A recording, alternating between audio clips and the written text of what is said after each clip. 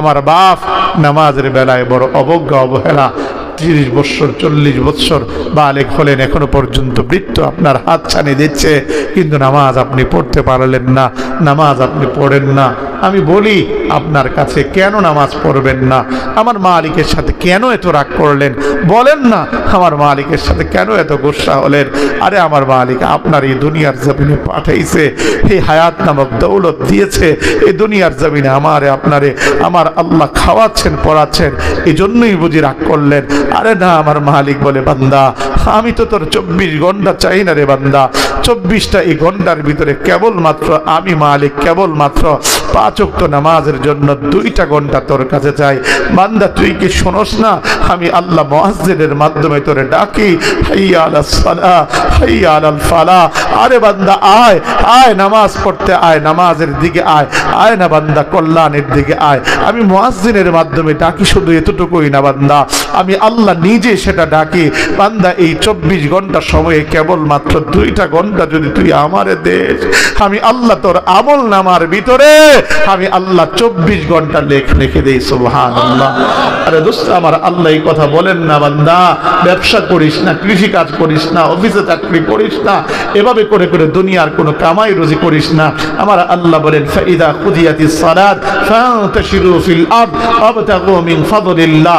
বান্দা যখন তোর নামাজ শেষ হয়ে যাবে, ওই মুহূর্তের মধ্যে আমি এই জমিনের বুকে বিচরণ কর, জমিনের বুকে ছড়া যা, ছিটা যা, আর আমি আল্লাহর পক্ষ থেকে ওয়াবতাগু মিন ফাদলিল্লাহ, ফাদলুন আইল মাল, আমি আল্লাহর পক্ষ থেকে, আমায় আল্লাহর তরফ থেকে যেই মাল তোর জন্য ধার্য, সেটা বান্দা তালাশ কর, তুই উপার্জন কর।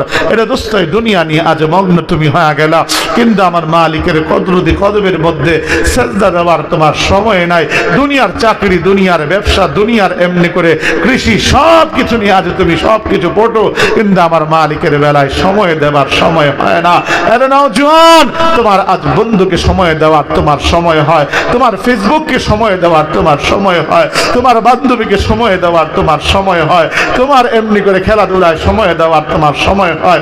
আরে আমার মালিককে সেজদা দেওয়ার সময় হয় না। এখানে অনেক নওজোয়ান এমনও আছে আজ ফজরের নামাজ পড়ে নাই। আরে জানেন কেমন করে আমার মালিককে সেজদাটা দিলি না? আমার মালিকের কুদরতি কদমে কেমনে করে লুটে পড়লি না? এ আমার বাপ, আমি আপনাদেরকে অন্তত পক্ষে বলে যাই, কেন নামাজটা পড়লেন না? আমার মালিকের সাথে কেন এমন রাগটা করলেন? আমি অন্তত পক্ষে বলি, এই দুনিয়ার জমিনের বুকে এমনি করে দুনিয়ার এমপির সাথে কথা বললে আপনার দিল ঠান্ডা হয়, দুনিয়ার মন্ত্রীর সাথে কথা বললে দিল ঠান্ডা হয়, দুনিয়ার সেলিব্রিটির সাথে কথা বললে আপনার দিল ঠান্ডা হয়, কিন্তু আমার মালিক, যে মালিক আপনারে আমারে বানালো, ওই মালিকের সাথে কেন কথা বললেন না? ওই মালিকের কুদরতি কদমে কেন সেজদা দিলেন না?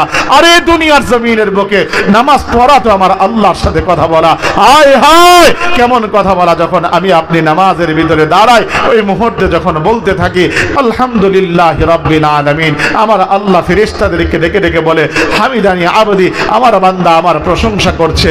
যখন বলি আর রহমানির রহিম, আমার আল্লাহ বলেন মাজ্জাদানি আবদি, আমার বান্দা আমার গুণকীর্তন করছে। যখন বলি মালিক ইয়াউমিদ্দিন, আসনা আলাইহি আবদি, আরে এতটুকুই না, যখন বলি ইয়াকা নাবুদু ওয়া ইয়াকা নাস্তাইন, হায় হায়, ওই মুহূর্তে আমার আল্লাহ বলেন ফেরেশতারা এটা আমার বান্দার কথা। ওই মুহূর্তের মধ্যে যখন বলি ইহদিনাস সিরাতাল মুস্তাকিম সিরাতাল্লাযীনা আন'আমতা আলাইহিম, আমার আল্লাহ ডেকে ডেকে বলে এতটুকুই, বান্দা তুই আমার কাছে এই মুহূর্তের মধ্যে হিদায়াতের রাস্তা যা।